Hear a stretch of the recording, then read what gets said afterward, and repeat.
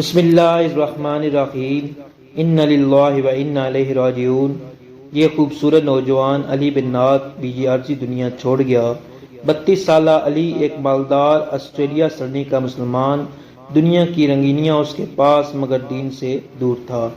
اپنی وفات سے 3 سال قبل کینسر کا مرض تشخیص ہوا جس نے اس کی ساری زندگی ہی بدل دی۔ اب وہ رنگ ریلیوں میں مگن علی نہیں تھا بلکہ 5 وقت کا نمازی اور غریبوں کا درد لے کر ان کی مدد کرنے والا علی بن گیا تھا۔ کینسر کی تشخیص کے بعد ڈاکٹر نے کہا کہ وہ مزید 7 ماہ تک زندہ رہ سکتا ہے، مگر اللہ رب العزت کو کچھ اور ہی مقصود تھا۔ کینسر کو اس نے اللہ کا عذاب نہیں بلکہ تحفہ کہا۔ اس کینسر نے اس کی زندگی بدل کر رکھ دی۔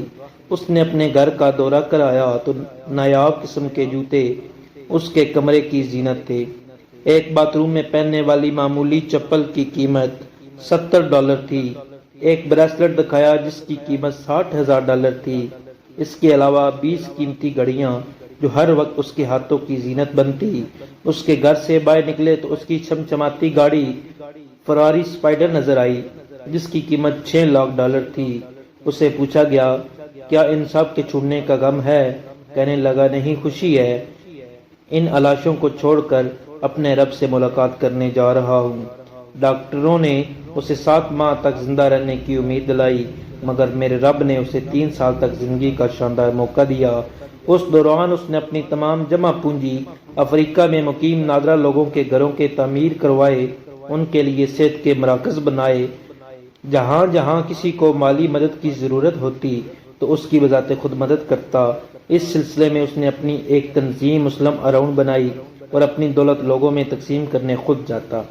کسی نے پوچھا کینسر کے مرض میں جو درد ہوتا ہے کیا اس کے لیے کوئی دوائی لیتے ہو؟ خوبصورت جواب دیا، اس کے لیے سبحان اللہ بہترین دوائی ہے۔ اس نوجوان نے اپنی زندگی پلٹی تو رب الرحمن نے اسے بابرکت مہینے رمضان المبارک میں اپنے پاس بلا لیا۔ اللہ تعالیٰ علی بن نعت پر کروڑوں رحمتیں نازل کر کے اپنی جنتوں کا مہمان بنائے۔ آمین ثم آمین یا رب العالمین۔ اس طرح کی مزید ویڈیو کے لیے ہمارے چینل کو سبسکرائب کریں اور ویڈیو کو لائک کریں تاکہ آپ کے پاس مزید ایسی ویڈیو آتی رہے۔ بہت شکریہ، اللہ حافظ۔